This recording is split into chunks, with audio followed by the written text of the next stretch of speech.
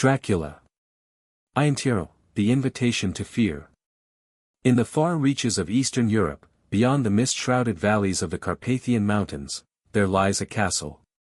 An ancient fortress, untouched by time, where shadows linger longer than they should. It is a place whispered about in fearful tones, a place where the living fear to tread. And yet, one man journeys there. Jonathan Harker, a young English solicitor, is sent to finalize a property transaction for a mysterious client, Count Dracula. A man of vast fortune, and even greater mystery. But Jonathan will soon discover that his journey is not one of business alone. It is an invitation, to darkness, to terror, and to a nightmare that will stretch beyond the grave. This is Dracula. A story of seduction and horror. Of death and the undying. Of a predator that walks in human skin. Let us open the first page of Jonathan Harker's diary, and step into a tale that has haunted the imagination for over a century. Part 1, Castle Dracula. Jonathan Harker's journey begins with a sense of purpose. The road to Transylvania is long, winding, and cloaked in an uneasy stillness.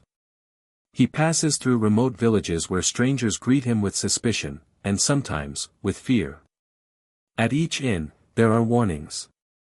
Beware the road ahead, they say. Do not travel at night.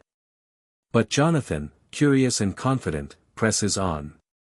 His path finally leads him to a towering castle, perched upon a cliff. Its silhouette is stark against the pale light of dusk. A vast, forbidding place that seems more alive than stone. Here, Jonathan is greeted by Count Dracula himself, a man of nobility and chilling presence. Dracula is unlike anyone Jonathan has ever met. His skin is pale as moonlight. His eyes burn with an unnatural glow, and his voice carries a strange power. At first, Jonathan marvels at his manners and knowledge, but soon unease grows. There is something in Dracula's gaze, something that pierces deeper than sight. The castle becomes Jonathan's prison. Rooms shift mysteriously. Doors vanish. Shadows move without source. Jonathan begins to hear whispers at night, soft and sorrowful. One evening, curiosity drives him to follow strange sounds to the forbidden part of the castle. There, he finds 3 women, pale, beautiful, and terrible, feeding upon him. Their mouths glisten with blood, and their eyes hold a mix of desire and hunger. Dracula enters. His laughter is cold and triumphant. "You are my guest," he tells Jonathan. And guests do not leave so easily. Jonathan records his terror in his diary. He understands that Dracula is no ordinary man, he is a creature of the night. For weeks, he endures captivity, watching Dracula roam the castle with unnatural grace, speaking to shadows, and tending to strange boxes of earth brought from afar. One stormy night, Jonathan escapes. Riding through the wilderness, rain lashing at his face, he flees into the night. Behind him, Castle Dracula disappears into the mist, but the dread follows him. He knows, the Count is not finished. Somewhere in the world, Dracula has already begun his journey.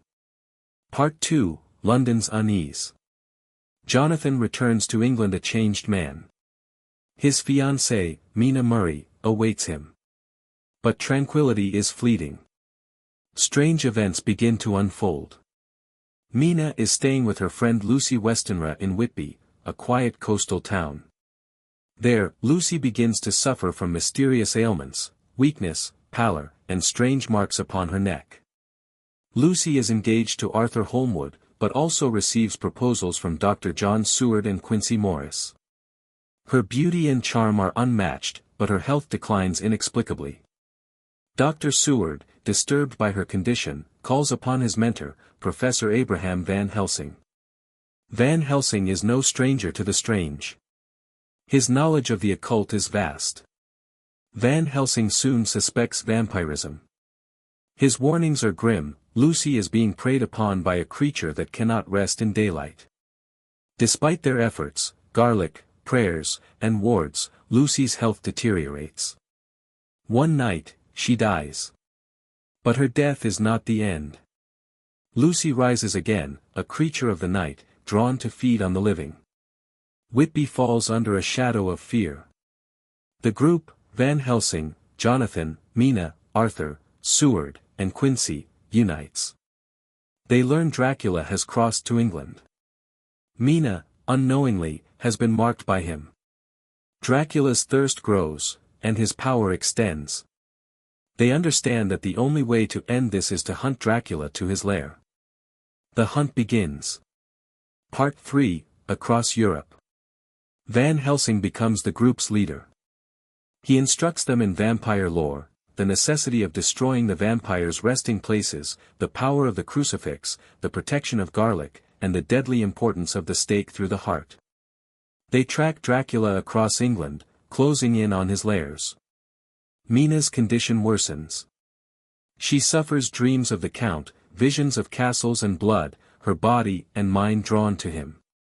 Van Helsing protects her, binding her with rituals to break his influence. The group follows the trail of the vampire to Europe. They travel to Transylvania, knowing the final confrontation will occur in Dracula's castle. The journey is perilous. Wolves prowl the night. Storms rage over the mountains. Dracula's agents, creatures born of darkness, attack without warning. Each step is a test of courage.